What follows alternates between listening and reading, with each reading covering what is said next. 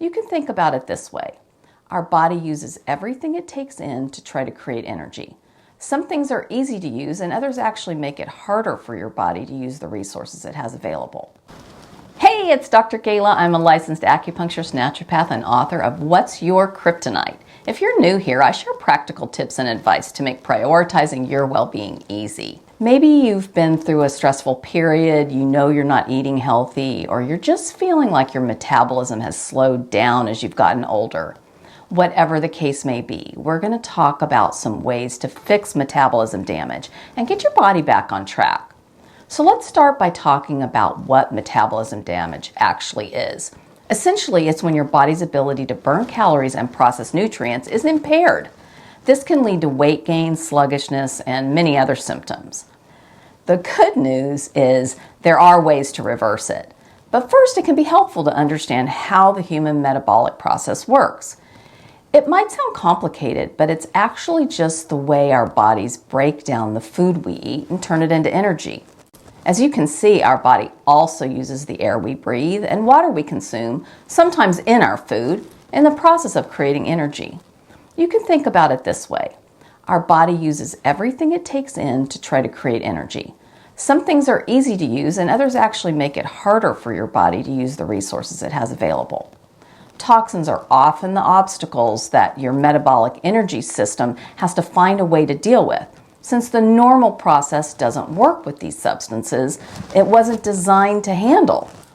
We have no control over these processes other than to make sure that we're not doing anything to make it harder to get the job done. Our breathing is automatic. When we eat food, it goes through a process called digestion, also automatic. The food is broken down into smaller molecules that our bodies can use. These molecules include things like carbohydrates, proteins, and fats. All of these molecules, even the toxins that come along for the ride, get absorbed into our bloodstream and transported to our cells. Your body tries to convert them into a molecule called ATP. ATP can be thought of as the fuel that our cells use to power all the things they need to do, like contracting muscles and producing heat and even just keeping our organs functioning. But here's the thing. Our bodies are really smart and know how to filter what can actually be used to create energy, so our metabolic rate adjusts to compensate based on what it has to work with.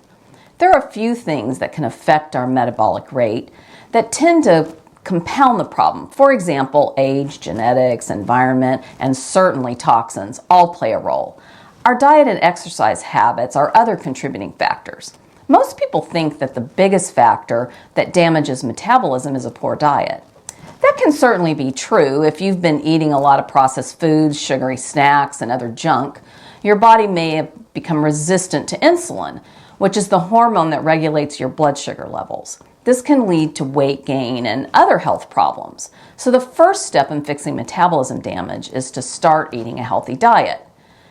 Another important factor is exercise.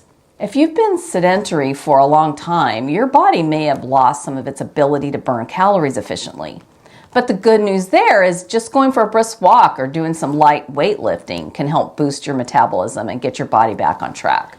Your micronutrient intake is another factor that impacts metabolism. Your body needs a variety of vitamins and minerals to function properly. If you're deficient in any of them, it can affect your metabolism, so make sure you're eating a balanced diet that includes plenty of high-quality fruits, vegetables, whole grains, and proteins. A healthy, balanced diet is the best way to ensure that your body has the micronutrients it needs. But as you can see in my graphic, we might use supplements to address a deficiency in the short term while we're working to rehab our lifestyle and habits.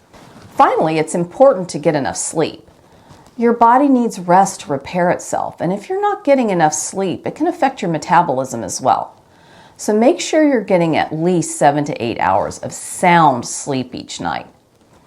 If you're looking to boost your metabolism, it will definitely help to eat a healthy diet and stay active. That way your body will be able to efficiently convert the food you eat into energy and keep you feeling energized throughout the day. To recap, metabolism is our body's energy system. Energy is created from food, water, and movement. Toxins that can't be used to create energy build up and clog our internal filters. And our metabolism is damaged when our internal filters are clogged beyond what our body can manage. And that's the basic rundown of the human metabolic process and how you fix a damaged metabolism. It's never too late to start. No matter how long you've been struggling with metabolism damage, you can always take steps to reverse it and get your body back on track. If you're doing all the right things to reverse the damage to your metabolism and it's still not producing results, it's most likely a buildup of toxicity. When you've addressed all the common factors that damage metabolism, you'll need to unclog your body's filters to get things moving again. The trickiest thing that damages our metabolism is toxicity. I say trickiest because it's often the hardest to pin down. I have lots of information on my website at drgala.com to help identify the toxic stressors that are draining your energy. It's my mission to help women detox the effects of chronic stress to restore their superpowers naturally.